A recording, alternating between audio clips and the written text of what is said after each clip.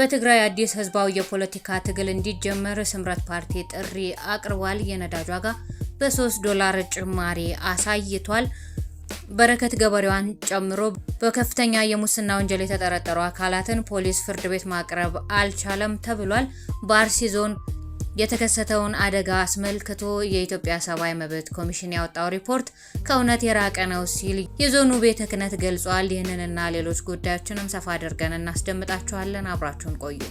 በትግራይ አዲስ ህዝባዊ የፖለቲካ ትግል እንዲጀመር ስምረት ፓርቲ ጥሪ አቅርቧል። የሚያካሂደውን ሁለተኛ መደበኛ ስብሰባውን ያጠናቀቀው የትግራይ ዲሞክራሲያዊ ስምረት ምክር ቤት በዛሬው ዕለት ባወጣው መግለጫ በትግራይ ክልል አዲስ ህዝባዊ የፖለቲካ ትግል እንዲጀመር ጥሪ አቅርቧል። ክልሉን በጠመንጃ አፈሙዝ የተቆጣጠረው ኃይል ትግራይን ወደ ከፋ ጦርነት ድባብና ሰው አልባ መዋቅር እየመራት ነው ብሏል። የወጣቶች አፈሳ፣ ከፍተኛ ስደት፣ የምሁራን መበተንና ከባድ የኑሮ ውድነት መንገሱንም ድርጅቱ ገልጿል። በስልጣን ላይ ያለው አካል የኤርትራን መንግስት የህግደፍን ወታደራዊ መመልመያ ፖሊሲ በትግራይ ተግባራዊ በማድረግ ላይ እንደሚገኝና የጦርነት ወሬ እንዲነግስ ማድረጉን ወቅሷል። ሰሞኑን በታህታይ አዲያቦ አካባቢ ገመሃሎ በተባለ ስፍራ በትግራይ ወጣቶች ላይ ለደረሰው እልቂት ገዢውን ቡድን ተጠያቂ አድርጎታል። ወጣቶችን ወደ ሱዳን አሻግሮ በውክልና ጦርነት ውስጥ እንዲማገዱ በህይወታቸው ቁማር ለመጫወት ባስተላለፈው ጨካኝ ውሳኔ ምክንያት እልቂቱ ተከስቷል ሲል ከሷል። በመጨረሻም የትግራይ ወጣቶች ከዚህ የሞት ግብዣ ራሳቸውን እንዲታደጉና ችግሮች ሁሉ በሰላማዊ መንገድ እንዲፈቱ ከትግራይ ዲሞክራሲያዊ ስምረት ጎን ተሰልፈው ለአዲስ ህዝባዊ የፖለቲካ ትግል እንዲነሱ ጥሪ አቅርበዋል። በከባድ ሙስና የተከሰሱትን ወይዘሮ በረከት ወርቁን ጨምሮ 4 ተከሳሾችን ፖሊስ ፍርድ ቤት ማቅረብ ሳይችል ቀርቷል። በከባድ የሙስና ወንጀል ክስ ተመስርቶባቸው በፖሊስ የይፈለጋሉ ማስታወቂያ የወጣባቸው ወይዘሮ በረከት ወርቁን ጨምሮ 4 ተከሳሾችን ፖሊስ በዛሬው ዕለት ፍርድ ቤት እንዲያቀርብ ታዞ ነበር። ፍርድ ቤቱ ተከሳሾቹ በጋዜጣ ጥሪ ተደርጎላቸው እንዲቀርቡ በማዘዝ ለሰኔ 18 ቀን 2018 ዓ.ም ተለዋጭ ቀጠሮ ሰጥቷል። የፌዴራል ከፍተኛ ፍርድ ቤት የልደታ ምድብ 3ኛ የሙስና ጉዳዮች ወንጀል ችሎት በገበያ ላይ የነዳጅ እጥረት እንዲከሰት አድርገዋል የተባሉ የኢትዮጵያ ነዳጅና ኢነርጂ ባለስልጣን ምክትል ዋና ዳይሬክተርን እና የኢትዮጵያ ነዳጅ አቅራቢ ድርጅት ዋና ዳይሬክተርን ጨምሮ በ13 ግለሰቦች ላይ የተመሰረተውን የከባድ ሙስና ወንጀል ክስ የክስ መቃወሚያና የአቃቢ ህግን ምላሽ ዛሬ መርምሯል። የፌዴራል አቃቢ ህግ ተከሳሾቹን በዋና ወንጀል አድራጊነትና በልዩ ተካፋይነት ስልጣንን ያለ አግባብ በመገልገልና የመንግስትን ስራ በማይመች አኳኋን በመምራት ወንጀል ከሷቸዋል።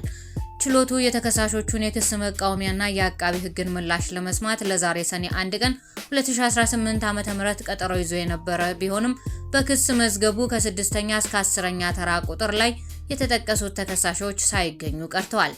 ችሎት ያልተገኙት ተጠርጣሪዎች በከባድ የሙስና ወንጀል ተፈልገው ማግኘት ባለመቻሉ ፖሊስ ቀደም ሲል ይፈለጋሉ ማስታወቂያ አውጥቶባቸው እንደነበር ይታወሳል።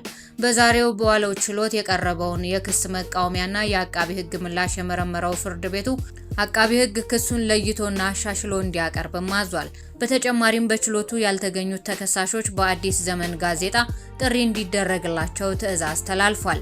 በመዝገቡ 7ኛ ተከሳሽ የሆኑት ወይዘሮ በረከት ወርቁ ከሀገር መውጣታቸው በተለያዩ ማህበራዊ ሚዲያዎች በሚያደርጉት ንግግር በመረጋገጡ አቃቢ ህግ ለሳቸው ጥሪ በአዲስ ዘመንና በኢትዮጵያ ሄራልድ ጋዜጦች ጭምር እንዲወጣ ባቀረበው ማሳሰቢያ መሰረት ፍርድ ቤቱ ትዕዛዝ ሰጥቷል።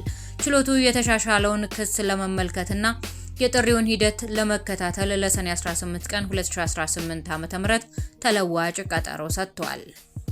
ኢትዮጵያ ውስጥ የውጭ ባንክ ፈቃድ ተሰጥቶት ገብቷል። የኢትዮጵያ የካፒታል ገበያ ባለስልጣን በሀገሪቱ የፋይናንስ ታሪክ የመጀመሪያው የሆነውን የውጭ ኢንቨስትመንት ባንክ ፈቃድ ለናይጄሪያው ዩናይትድ ካፒታል ፋይናንሻል ሰርቪስ ኃላፊነቱ የተወሰነ የግል ማህበር መስጠቱን በይፋ አስታውቋል። ባለስልጣኑ ባወጣው መግለጫ መሰረት በናይጄሪያ የሚገኘው ታዋቂው የፓን አፍሪካ የፋይናንስ ተቋም ዩናይትድ ካፒታል ግሩፕ ተቀጥላ ኩባንያ ወይንም ሰብሲዲየሪ ለሆነው ለዚህ ማህበር የካፒታል ገበያ አገልግሎት ሰጪነት ፈቃድ ሰጥቶታል። ይህ ፈቃድ ድርጅቱ በኢንቨስትመንት ባንክ ዘርፍ ስር እንዲሰማራ የሚፈቅድ ሲሆን ባለስልጣኑ አክሎም የ5 የቦርድ ዳይሬክተሮችን ሹመት ማጽደቁንና ለ4 ተሿሚ እንደራሴዎችን ፈቃድ መስጠቱን ገልጿል። አርብ ግንቦት 28 ቀን 2018 ዓ.ም በይፋ የተሰጠው ይህ ፈቃድ በሀገሪቱ የፋይናንስ ምህዳር ላይ ተጨባጭ የቁጥር ለውጦችን አስከትሏል። የተፈቀደላቸው የካፒታል ገበያ አገልግሎት ሰጪዎች በጠቅላላ ቁጥር ቀደም ሲል ከነበረበት 17 ተነስቶ አሁን ላይ 18 መድረሱም ተገልጿል። የኢንቨስትመንት ባንኮች ቁጥር አዲሱን የውጭ ባንክ ጨምሮ ከ6 ወደ 7 ከፍ ብሏል። ይህንን ተንቀሳቃሽነት የሀገሪቱ የካፒታል ገበያ ተግባራዊነትና ልማት እያሳየ ያለውን ተጨባጭ ቀጣይነት ያለው እድገት በግልጽ ያሳያል ነው የተባለው።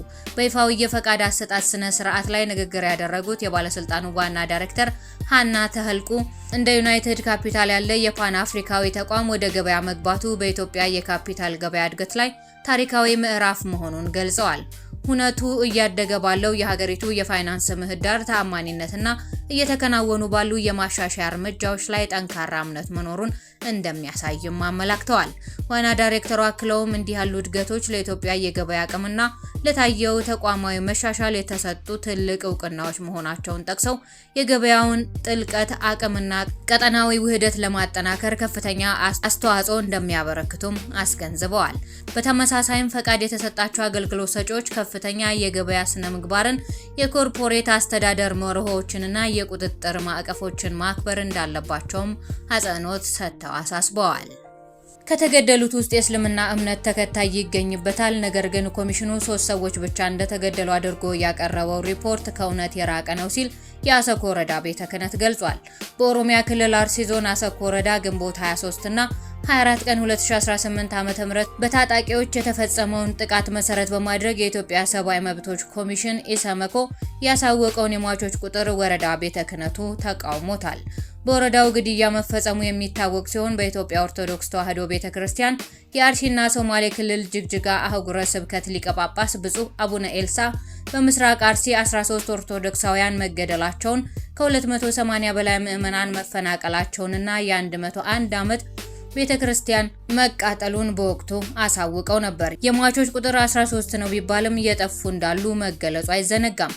የኢትዮጵያ ሰብአዊ መብቶች ኮሚሽን ኢሰመኮ ይህንኑ ጥቃት አስመልክቶ ትናንት ባወጣው ሪፖርት ሟቾቹ 2 የክርስትና እምነት ተከታዮችና 1 የእስልምና እምነት ተከታይ በአጠቃላይ 3 መሆናቸውን ገልጾ ከተቃጠለው የጠለታ ቅዱስ ገብርኤል ቤተክርስቲያን ባለፈ የሼክ ሙስጠፋ መስጂድ አጥር ላይ ጉዳት መድረሱን አመልክቷል። የኢሰመኮ ሪፖርት ከወጣ በኋላ ስለ ግድያው ገለጻ የሰጡት ስማቸው እንዳይገለጽ የፈለጉ በዞኑ ሀገረ ስብከት የአሰኮ ወረዳ ቤተ ክህነት አመራር ቦታው ማለትም ግድያ የተፈጸመበት ላይም ሄደናል፣ የተገደሉት 13 ናቸው ሲሉ ተናግረዋል። ከተገደሉት 13 ሰዎች መካከል 1 የእስልምና እምነት ተከታይ ይገኝበታልም ነው ያሉት። 282 ቤቶች፣ 1 ቤተ ክርስቲያን ተቃጥለዋል ያሉት እኚሁ አካል ሰሞኑን በተሰራው ሪፖርት መሰረት ደግሞ ተፈናቃዮች ከ2500 በላይ መሆናቸውን ገልጸዋል። የወደመው ንብረት ግን ቁጥርም ልክም የለውም ነው ያሉት። የወረዳው ቤተ ክህነት ለኮሚሽኑ የገለጸው 13 ሰዎች እንደተገደሉ ከ2500 በላይ እንደተፈናቀሉ ከተፈናቃዮችና ከሟቹ ቤተሰቦች መረጃ ሰብስበን እንጂ እንዲህ ተባለ በሚል መረጃ አላቀረብንም ብለዋል። ነገር ግን የኢትዮጵያ ሰብአዊ መብት ኮሚሽን የሟቾች ቁጥር 3 በሚል ያወጣው መግለጫ ፍጹም ስህተት መሆኑን ስማቸው እንዳይጠቀስ የፈለጉት የወረዳው ቤተ ክህነት አባል ገልጸዋል። የነዳጅ ዋጋ በ$3 ጭማሪ አሳይቷል። የኢራንና የእስራኤል ግጭት ማገርሸቱን ተከትሎ የነዳጅ ዋጋ ጭማሪ ማሳየቱ ተገልጿል። ኢራን ትናንት በእስራኤል ላይ የፈጸመችው ጥቃት ለነዳጅ ዋጋው መጨመር ቀዳሚ ምክንያት መሆኑም ተገልጿል። በዚህም 1 በርሜል ያልተጣራ ነዳጅ ሲሸጥ ከነበረበት $93.41 ወደ $96.24 ከፍ ብሏል። የነዳጅ ዋጋ ከባለፈው መጋቢት ወር ጀምሮ በአጠቃላይ በ50 ከመቶ ጭማሪ አሳይቷል። ውድ የሽርሽር ኢትዮጵያ ቤተሰቦች የነበሩን መረጃዎች ያደመጣችኋቸው ነበሩ። በሌሎች መረጃዎች እስከምንገናኝ ድረስ ፈጣሪ ቸሩን ያሰማል።